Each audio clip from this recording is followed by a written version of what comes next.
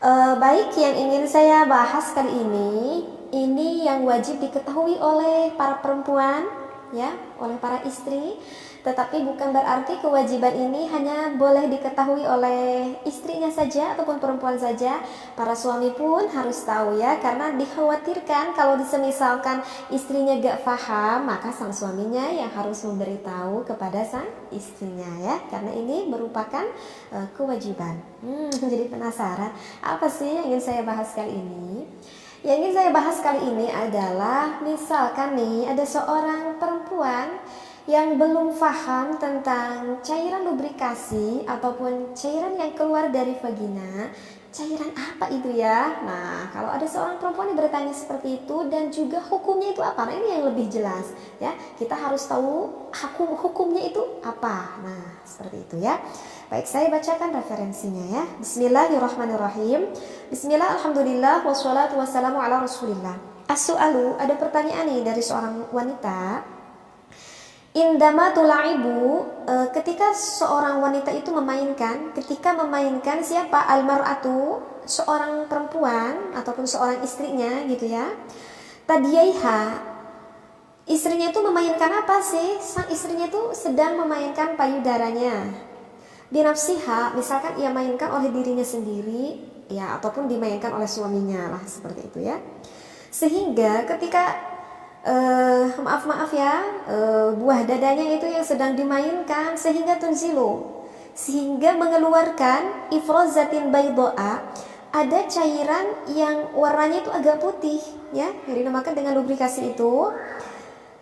Liza jatin, yang mana cairan yang warna putih itu sifatnya itu agak lengket.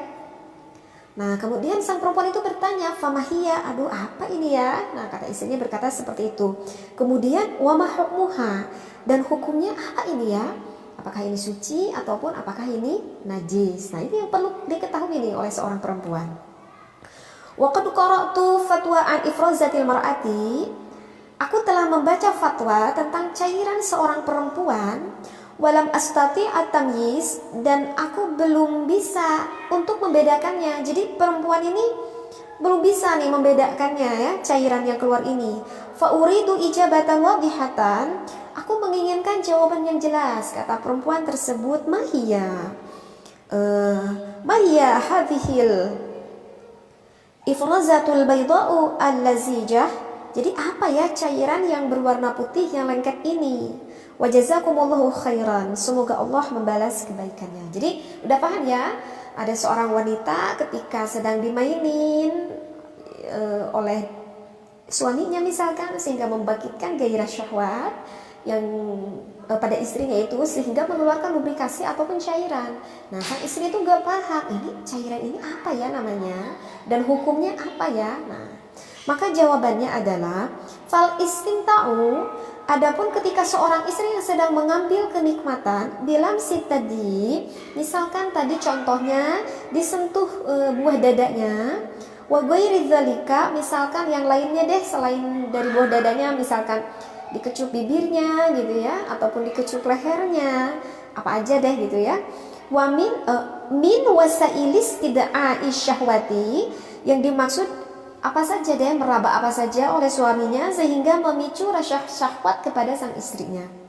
Wa amma hadhil madatul bayda al-madhkurah, adapun cairan ini warnanya yang berwarna putih yang dijelaskan tadi, al-madhkurah yang dijelaskan tadi. Jadi yang berwarna putih ini ya, sebetulnya sih bukan berarti putih-putih kayak kapur gitu ya, tetapi agak cenderung ke bening. Maksudnya putih di sini ya, kan abyad itu putih, tetapi maksudnya abyad putih di sini itu adalah yang bening maksudnya ya. Tetapi agak sedikit lebih ke putih, tetapi bening deh seperti itu.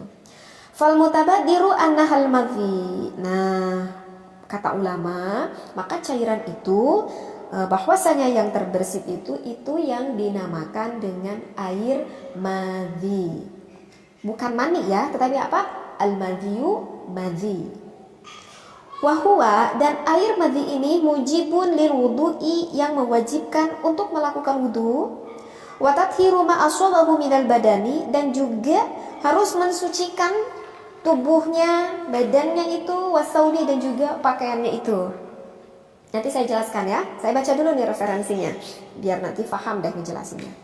Qala Nawawi rahimahullah, berkata Imam Nawawi rahimahullah fi syarhi al-Mubarak ala sahih Muslim, atas syarahnya dari hadisnya Imam Muslim, wa amma maniyul mar'ati, adapun maninya seorang perempuan. Nah, kalau sekarang ini mani ya, kalau yang barusan itu madi, yang sekarang ini mani.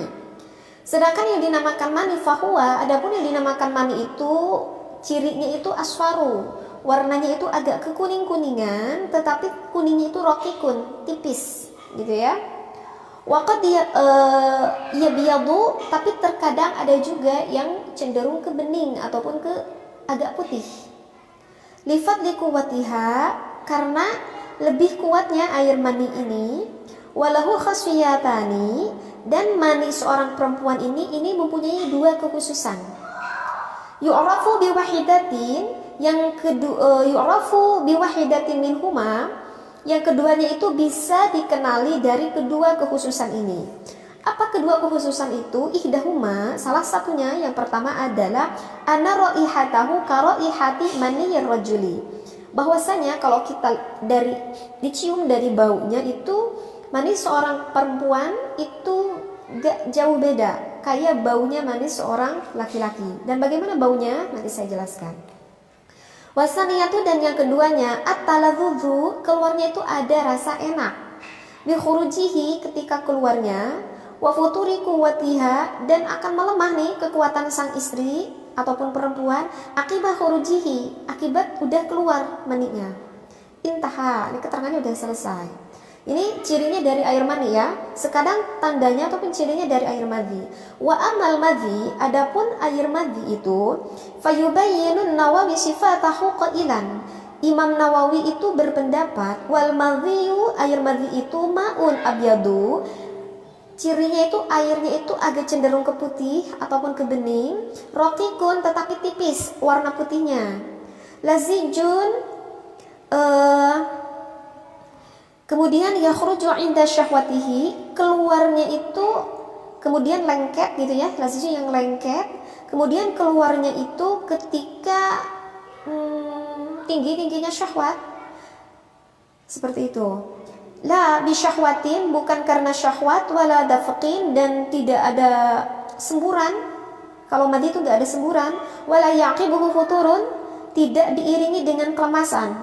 Wa rubama la yuhassu bi khurujihi, keluar madi ini tidak terasa gitu keluarnya. Wa yakunu dzalika lirrajuli wal mar'ati, dan hal ini juga sama terjadi oleh perempuan dan juga laki-laki. Wa huwa fin nisa'i aktsaru minhu fir rijali. Wa huwa fin nisa'i, sedangkan madi yang keluar dari perempuan itu aktsaru minhu fir rijali, itu lebih banyak daripada laki-laki. Nah, beres saya bacakan referensinya. Mau saya jelaskan sedikit ya, takut apa yang sudah saya bacakan ini enggak terlalu memahami gitu ya, karena saya baca dengan alobiyahnya ya, takut jadi enggak fokus nih pada apa yang saya baca. Jadi apa sih perbedaannya air madi dan juga air mani nih bagi seorang perempuan? Jadi barusan dikatakan kalau air madi itu warnanya itu adalah lebih cenderung ke putih tetapi tipis. Kalau air madi artinya adalah bening, warnanya bening tetapi agak sedikit tipis-tipis agak putih. Berbeda dengan mani. Kalau mani itu keluarnya itu sama, kok ada dua warna. Terkadang bisa menemukan air mani pada seorang perempuan itu bening tapi lebih ke putih, jadi agak lebih banyak ke putih, dan juga ada bening tetapi agak yang cenderung ke warna kuning gitu ya. Sedangkan kalau madi tidak ada cenderung ke warna kuning. Nah, itu kalau kita lihat dari warna seperti itu. Kemudian kalau misalkan madi itu biasanya itu keluar itu dikarenakan lagi banget tingginya syahwat. Jadi lagi banget tingginya syahwat air madi itu. Sedangkan mani itu adalah ketika air itu keluar ketika mengeluarkan yang lagi tadi puncak-puncak tingginya oleh perempuan tersebut karena udah orgasme, udah klimaks, akhirnya keluar. Nah itu yang dikatakan dengan air mani. Kalau madhi lagi tinggi-tingginya, nah kalau air mani itu adalah ketika mengeluarkan rasa syahwat yang lagi tingginya itu sampai klimaks, sampai orgasme. Seperti itu. Kemudian kalau baunya nih sekarang, kalau baunya mani seorang perempuan dan juga seorang laki-laki itu sama. Jadi baunya itu punya khas. Kalau dari kitab Safinah saya pernah baca itu kayak apa ya? Kayak adonan roti gitu, ataupun kayak apa itu telur putih gitu ya. Jadi apa ya? Kalau cek orang Sunda mah apa ya, hanyir gitu, agak ada hanyir. Saya nggak tahu bahasa Indonesianya hanyir apa ya, agak hanyir lah gitu. Nah kemudian kalau keluar madhi itu tidak terasa, baik sama laki-laki ataupun sama perempuan itu agak terasa. Jadi tahu ujung-ujung ada gitu ya, misalkan di pakaian kita ataupun di celana dalam kita tahu-tahu udah ada basah. Nah itu yang dikatakan madhi. Berbeda dengan keluarnya air mani. Kalau keluarnya air mani itu keluarnya itu akan terasa seperti itu. Lantas apa lagi ya? Kalau madhi perempuan dan laki-laki perbedaannya adalah biasanya kalau madhi laki-laki itu lebih sedikit, keluarnya lebih sedikit. Sedangkan kalau madhi perempuan itu keluarnya biasanya itu lebih banyak daripada laki-laki. Tetapi walaupun banyak bagi seorang perempuan, maaf ya, kalau di laki-laki kan itu akan tampak terlihat tuh madhinya. Tetapi kalau madhi di perempuan itu walaupun agak cenderung banyak, tapi nggak akan terlihat karena ya karena di dalam kan yang perempuannya. Itu kenapa yang perempuan itu madhinya itu lebih banyak? Itu kan maksudnya adalah fungsinya justru agar lubrikasi itu agar nanti ketika sang suami mau memasukkan kepada sang istrinya, maka sang istrinya itu tidak terasa kesakitan karena udah ada basah, udah ada madhi itu, udah ada basah. Nah Allah ciptakannya seperti itu. Jadi kenapa air madhi itu lebih cenderung banyak daripada laki-laki, seperti itu. Kemudian apalagi ya yang barusan dibaca? Untuk ciri yang terakhir ini mungkin kalau misalkan seorang perempuan udah ngeluarkan madhi itu nggak akan terasa lemas. Jadi nggak akan terasa lemas itu, udah keluar madhi itu masih justru udah keluar madhi itu justru akan semakin apa ya akan semakin motah gitu istrinya. Jadi akan semakin bergairah, akan semakin itu badannya gitu ya. Berbeda kalau misalnya udah keluar mani. Nah kalau udah keluar mani justru itu anggota fisik kita itu akan melemah ya. Jadi lilis lah istilah nama gitu ya. Nah itu adalah perbedaan dari mani dan juga madhi. Kemudian lantas kenapa sih kok kita tuh harus tahu perbedaan mani dan juga madhi? Kenapa kita harus tahu itu? Dikarenakan hukumnya itu berbeda, wahai para istri ataupun suami. Hukumnya beda itu maksudnya gimana? Karena kalau kita kan kebanyakan mayoritas di Indonesia itu kan bermadzhabnya bermadzhab Imam Syafi'i ya. Jadi saya menerangkan sesuai dengan mazhab Imam Syafi'i. Nah kalau menurut mazhab Imam Syafi'i, air mani itu adalah hukumnya suci. Ya, air mani itu hukumnya suci beralasan karena nanti akan menjadikan asal muasal manusia gitu ya, sehingga berpendapat Imam Syafi'i bahwa air mani itu adalah suci. Nah berarti kalau suci, andaikan air mani tersebut terkena nih ke badan kitanya gak najis ya. Andaikan kalau misalkan terkena ke pakaian kita gitu ya, misalkan ke celana dalam atau ke apalagi itu ke pakaian kita, maka pakaian itu gak najis terkena air mani itu.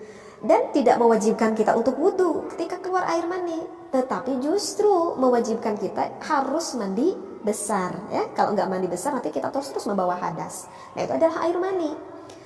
Sebaliknya dengan air madhi, kalau air madhi itu hukumnya menurut mazhab Imam Asy-Syafi'i itu adalah najis ya. Mau madhi sang istrinya ataupun madhi sang suaminya itu hukumnya najis. Artinya najis, jadi kalau misalkan kena ke pakaian kita, ya nanti pakaian kita tuh jadi najis, maaf ya.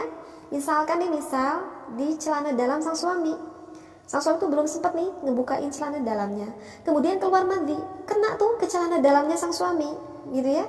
Nah maka celana dalam sang suami itu menjadi apa? Menjadi najis. Nah, kemudian suaminya tuh lupa gitu ya, ketika mau sholat, sang suami tuh pakai celana dalam yang itu lagi, padahal udah terkena madhi, maka nanti sholatnya tuh gak sah. Kenapa gak sah? Ya karena sholatnya membawa najis di celana dalamnya yang ada madhi. Seperti itu ya. Jadi madhi itu najis. Nah, oleh karena itu harus dibersihkan badannya kalau terkena madhi, harus dibersihkan pakaiannya kalau terkena madhi. Tetapi madhi ini tidak mewajibkan kita untuk mandi besar. Jadi gak perlu mandi besar kalau hanya baru keluar mandi saja, ya. Jadi gak harus kita mandi besar gitu ya. Paham ya? Jadi ini hukum. Jadi kita harus tahu nih, karena itu nanti menjurunya ke ibadah. Maaf juga ya. Misalkan ada suami istri yang ketika melakukan berhubungan intim itu pengennya oral gitu ya. Misalkan istrinya gitu maaf yang menciumi yang milik suaminya. Nah, tetapi kelihatan ada madhinya misalkan. Nah, bagusnya itu jangan sampai terjilati oleh sang istrinya itu. Karena kalau misalkan terjilati, nanti ada najis nih di mulut sang istrinya. Dan kalau misalkan tertelan, ya gak boleh dong kita makan najis. Nah, oleh karena itu kalau misalkan maaf ya, mau menjilati ataupun mau oral sang suaminya, bagusnya sang suami itu agak ke kamar mandi dulu, agak dibersihkan dulu gitu, sehingga ketika nanti gak keluar, boleh dilakukan oleh sang istrinya. Agar apa? Agar najisnya itu nggak tertelan oleh sang istrinya. Ataupun gimana, awalnya udah bersih ketika saya sedang mengoral suami saya, misalkan kok keluar dengan sendirinya madhi tersebut sehingga ada di mulut saya. Nah, berarti itu nggak sengaja kan? Nah, jika seperti itu, ketika kita udah beres nih mengulumnya, maka sang istrinya lekaslah gitu ke kamar mandi untuk membersihkan mulutnya. Jadi kumur-kumur lah, membersihkan mulutnya agar meyakinkan enggak termakan oleh sang istrinya. Paham ya? Gitu ya. Jadi kalau misalkan sang istri tuh mau mengoral sang suaminya, harus diyakinkan dulu enggak ada madhi. Ya gitu juga sebaliknya, sang suami juga kalau mau nih istrinya udah beres nih cium-cium maaf ya ataupun menjilati sang istrinya, maka bagusnya itu langsung ke kamar mandi, kemudian berkumur-kumur karena takut termakan seperti itu. Jadi insya Allah ya bisa difahami apa yang saya bahas, perbedaan dari air mani dan juga madhi. Menurut mazhab Imam Syafi'i, sekali lagi, mani adalah suci tetapi mewajibkan kita untuk mandi besar. Kalau madhi menurut mazhab Imam Syafi'i hukumnya adalah suci dan tidak mewajibkan kita untuk mandi besar.